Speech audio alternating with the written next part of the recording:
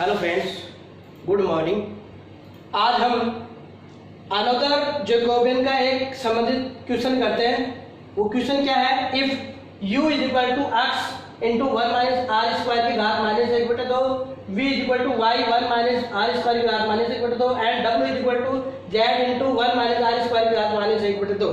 तो हमें u v w दे रखे हैं एंड साथ में दे रखा where r square is equal to x square plus y square plus z square ये दे रखा है। देन सो दैट हमें ये सिद्ध करना है। तो देखो इसके लिए हम डायरेक्ट जैकोबियन से अगर इसको हल करते हैं तो ये सवाल बहुत ज्यादा लेंथी बन जाता है, टफ बनता है। इसको थोड़ा सा हम इम्प्रूव करके हल करते हैं।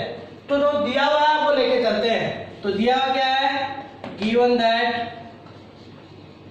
और दिया हुआ हमें u is equal to x one minus are square की घात माइनस एक बटे दो, v is equal to y one minus are square की घात माइनस एक बटे दो और w is equal to z one minus are square की घात माइनस एक बटे दो।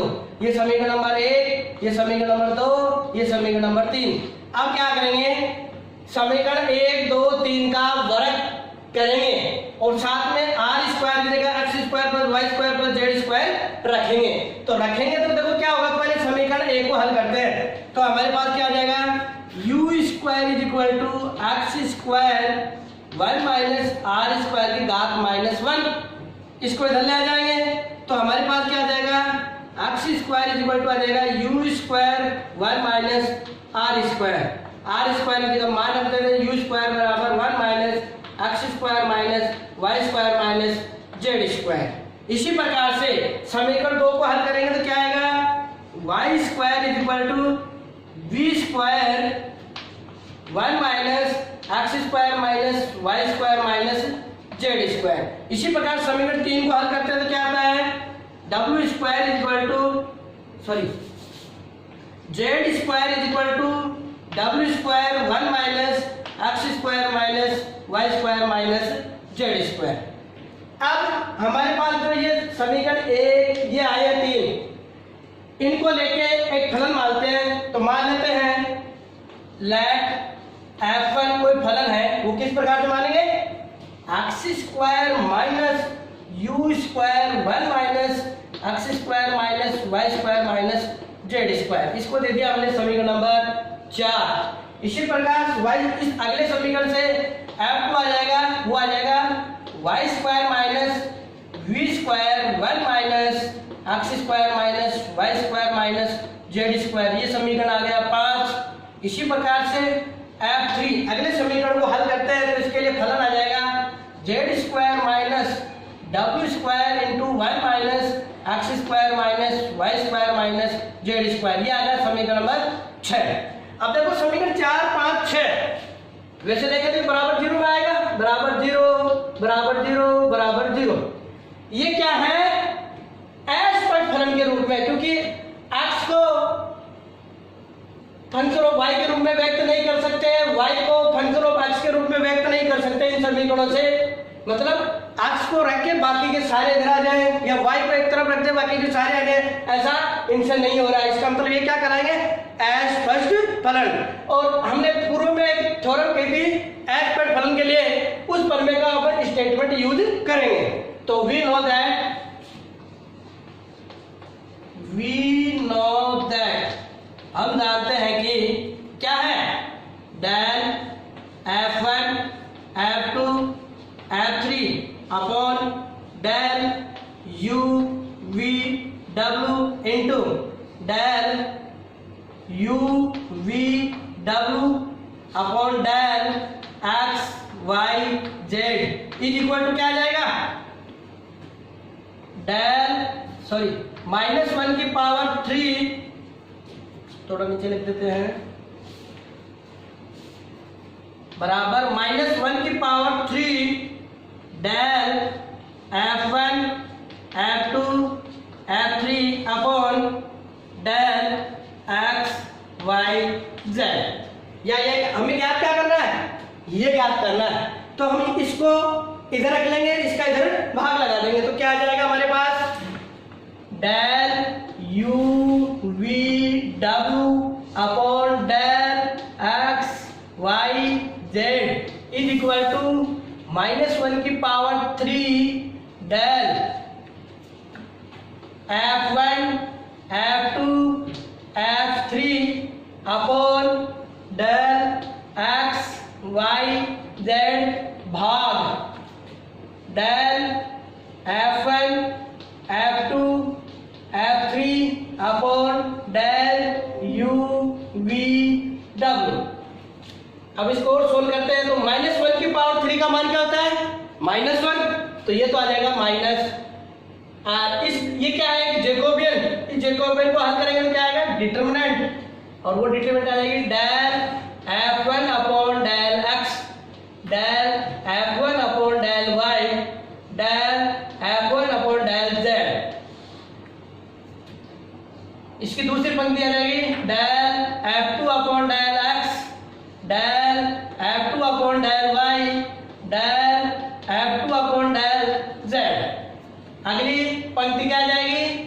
Del F3 upon del x del F3 upon del y del F3 upon del z भाग अगला क्या आ जाएगा? अगला आ जाएगा, क्योंकि ये भी जैकोबियन है तो जैकोबियन को डिटरमिनेंट के रूप में लिखते हैं, तो क्या आ जाएगा? Del F1 upon del u del F1 upon del v del F1 upon del w del F2 upon del u del F2 upon del v del F2 upon del w del F3 upon del u del F3 upon del v del F3 upon del w। अब क्या करेंगे? समीकरण number 4, 5, 6 से इस determinant के जो अवयव है उनके मान ज्ञात करेंगे, तो वो हम डायरेक्ट लिखेंगे तो क्या आएगा? मान minus determinant of del F1 upon del x, x के सापेक्ष आंशिक अवकलन करते हैं तो अदर जो वेरिएबल है वो क्या होंगे? कांस्टेंट, और कांस्टेंट राशि का अवकलन क्या होता है? 0। तो del F1 upon del x के सापेक्ष इसका आंशिक अवकलन करेंगे तो क्या आएगा? 2x minus 2x u square, क्योंकि देखो x स्क्वायर का इसका हो जाएगा और इसका भी होगा, क्योंकि u स्क्वायर कांस्टेंट हो गया, माइनस माइनस प्लस, और x स्क्वायर का हो जाएगा 2x और u स्क्वायर ऐसा कैसा, और अदर का हो जाएगा अवकलन 0, तो ये आ गया। इसी प्रकार del F1 upon del y, इसका y के सापेक्ष आंशिक अवकलन करेंगे तो क्या आएगा? 2y u स्क्वायर, यही आएगा, क्योंकि x z u ये सारे कांस्टेंट है, तो minus minus plus y square का हो जाएगा 2y और u स्क्वायर इसके गुणा में हो जाएगा। फिर del F1 upon del z, इसका z के सापेक्ष आंशिक अवकलन करेंगे तो क्या आएगा? 2z u square. इसी प्रकार से अगला क्या आ जाएगा? अब है del F2 upon del x, इसका x के सापेक्ष आंशिक अवकलन करेंगे तो x के सापेक्ष करेंगे तो अदर वेरिएबल कांस्टेंट, तो इसका क्या आ जाएगा? 2x v square. इसका y के सापेक्ष करेंगे तो क्या आ जाएगा? 2y plus 2y v square. इसका z के सापेक्ष करेंगे तो क्या आ जाएगा? 2z v square. अब F3 का x के सापेक्ष, इसका x के सापेक्ष आंशिक अवकलन करेंगे तो क्या आ जाएगा? 2x w square. इसका y के सापेक्ष करेंगे तो क्या आ जाएगा? 2y w स्क्वायर, और इसका z के सापेक्ष करेंगे तो क्या आ जाएगा? 2z plus 2z w square. फिर भाग अगला डिटरमिनेंट क्या आ जाएगा? तो देखो del F1 upon del u, इसका u के सापेक्ष आंशिक अवकलन करेंगे तो u के सापेक्ष करेंगे तो अदर बाकी के क्या हो जाएंगे? कांस्टेंट हो जाएंगे, तो इसका क्या आ जाएगा? Minus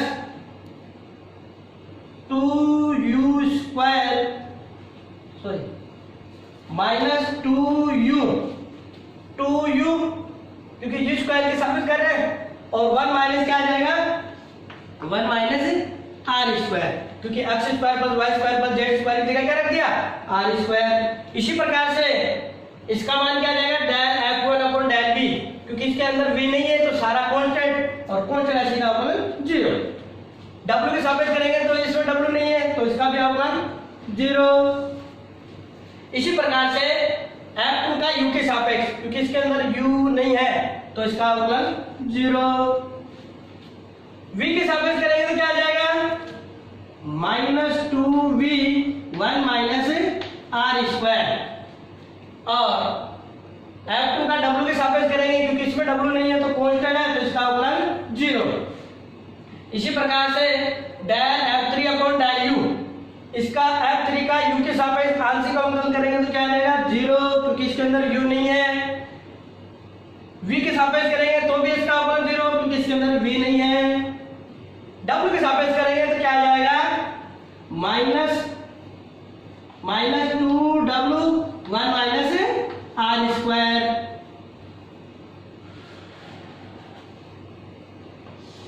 one minus r. क्या होगा अब इसको सॉल्व करते हैं। तो देखो इस डिटरमिनेंट में क्या कॉमन आ रहा है, देखो प्रथम पंक्ति में क्या कॉमन आ रहा है, देखो 2x कॉमन ले लेंगे तो 1 प्लस यू स्क्वायर, इसमें 2y यू स्क्वायर, इनको लिख लेते हैं तो क्या आ जाएगा 2x कॉमन ले लिया तो ये आ गया 1 प्लस यू स्क्वायर, फिर बच गया 2y यू स्क्वायर, फिर बच गया 2z यू स्क्वायर। अगला क्या आ जाएगा 2x v square, 2y common ले लिया तो 1 प्लस v स्क्वायर, वो बच गया 2z v स्क्वायर। उससे अगले नेक्स्ट पंक्ति में क्या आ जाएगा 2x w square, 2y w square और 2z कॉमन आ गया तो 1 प्लस w स्क्वायर भाग। अगले में देखो क्या कॉमन आ रहा है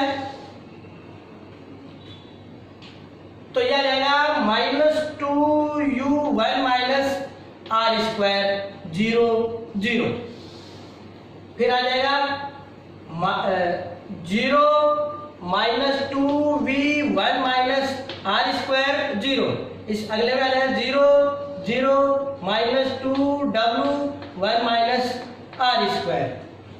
अब इसको सॉल्व करते हैं। देखो प्रथम पंक्ति में या सॉरी प्रथम स्तंभ में क्या कॉमन आ रहा है 2x, तो ये 2x ले लिया मैंने कॉमन। दूसरे स्तंभ में क्या कॉमन आ रहा है 2y, तो ये 2y बाहर आ गया। तीसरे स्तंभ में क्या आ रहा है 2z, तो ये 2z आ गया। बच गया क्या डिटरमिनेंट में, क्योंकि डिटरमिनेंट का एक नियम है, अगर किसी डिटरमिनेंट को किसी राशि से गुणा करते हैं तो वो क्या होता है, या तो किसी एक पंक्ति से पूरी से गुणा होगा या किसी एक स्तंभ से पूरे से गुणा होगा। तो हमने ये 2x है, अब ये पूरी पंक्ति से पूरे स्तंभ से गुणा है, बाहर ले लिया तो ये हट गया, तो क्या आ जाएगा 1 प्लस यू स्क्वायर, फिर आ जाएगा v square 1 plus v square, फिर आ जाएगा w square 1 plus w square भाग। अब देखो इस डिटरमिनेंट में हल करेंगे तो देखो ये क्या किस रूप की है, या तो कहते हैं ऊपरी त्रिभुजाकार मैट्रिक्स या निम्न त्रिभुजाकार मैट्रिक्स।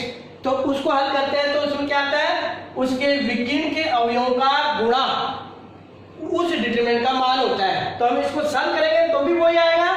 और एक नियम है ऊपरी त्रिभुजाकार मैट्रिक्स या निम्न त्रिभुजाकार मैट्रिक्स अगर होती है तो उसकी परिभाषा क्या होती है, अगर विकीर्ण के ऊपर के सारे अवयव 0 हो या विकीर्ण के नीचे के सारे अवयव 0 हो तो वो कहलाते हैं ऊपरी और निम्न त्रिभुजाकार मैट्रिक्स। तो इसको हल करेंगे तो ये तीनों आपस में गुणा हो जाएंगे, तो ये आ जाएगा -2u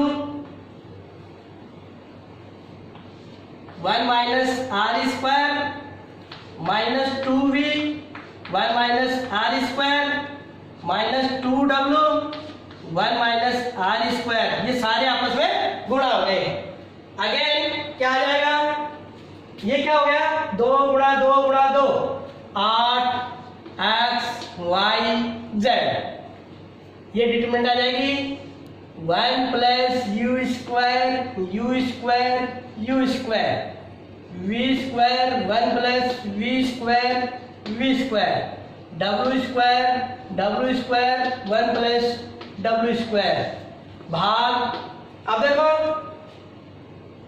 माइनस माइनस माइनस, तो ये क्या हो जाएगा, ये माइनस आ गया बाहर, क्योंकि 3 माइनस को गुणा करते हैं तो 2 माइनस गुणा हो गया प्लस हो जाएगा, 1 बच जाएगा, क्योंकि प्लस को माइनस से गुणा करते हैं तो क्या आता है माइनस। देखो 2 गुणा 2 गुणा 2, ये क्या आ गया -8 यू वी डब्ल्यू, तो u V W 1 minus are square 1 minus are square 1 minus are square, तो ये 3 बार है तो इनकी घात कितनी आ जाएगी 3। गलती हो गई है यहाँ पर भी, क्योंकि माइनस था ना शुरू में, क्योंकि -1 की घात 3, तो ये माइनस है, यहाँ पर भी माइनस आएगा, यहाँ पर भी माइनस आएगा। अब देखो ये -8 से -8 कैंसिल हो गया, आगे क्या आ जाएगा, देखो ऊपर बच गया x y z और ब्रैकेट में बच गया 1 plus you square plus we square plus W square upon U V W 1 minus are square की घात 3। अब देखो इस डिटरमिनेंट को हल करने के लिए इसको 0 कर लेते हैं। इसके लिए क्या करेंगे, ये कहलाती है C1, ये C2, ये C3।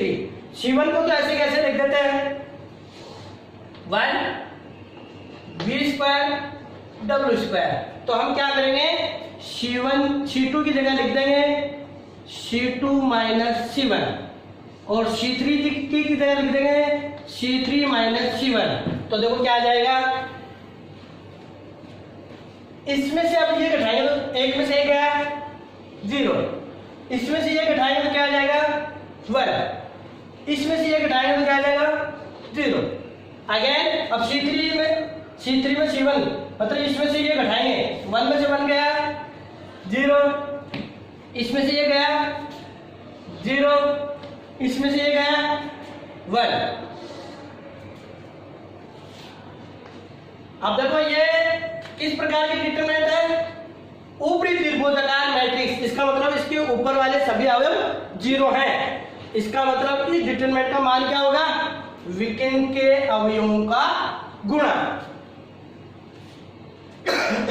तो यह आ जाएगा x y z 1 plus you square plus we square plus W square upon U V W 1 minus are square की घात 3 और गुणा 1, क्योंकि इस पूरे डिटरमिनेंट का मान क्या होगा 1 होगा। क्यों, क्योंकि ये ऊपरी त्रिभुजाकार मैट्रिक्स है जिसमें विकर्ण के ऊपर के अवयव अगर शून्य हो तो उस डिटरमिनेंट का मान क्या होता है विकर्ण के अवयवों का गुणा।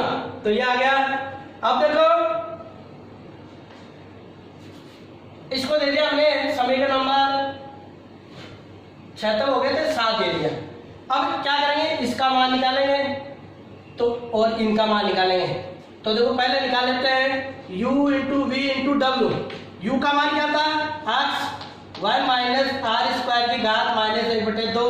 वी का मान था y 1 माइनस आर स्क्वायर की घात माइनस 1/2 और w का मान क्या है z 1 माइनस आर स्क्वायर की घात माइनस 1/2। तो ये क्या आ जाएगा x y z और ये ब्रैकेट में 1 माइनस आर स्क्वायर की घात माइनस 1/2 माइनस ये सारे गुणा में है। तो हम जानते हैं कि गुणा में अगर आधार समान है तो घातें क्या होती है जुड़ती हैं। तो ये आ जाएगा -3/2। तो u इंटू वी इंटू डब्ल्यू की जगह रख देंगे ये मान। इसी प्रकार से क्या करेंगे, इस ब्रैकेट वाले राशि का मान निकालेंगे। तो ये है 1 plus you square plus we square plus W square is equal to 1 plus u का मान क्या है x 1 माइनस आर स्क्वायर की घात माइनस 1/2 का होल स्क्वायर प्लस v का मान क्या है y 1 माइनस आर स्क्वायर की घात माइनस 1/2 की का होल स्क्वायर प्लस w का मान है z 1 माइनस आर स्क्वायर की घात माइनस 1/2 का होल स्क्वायर।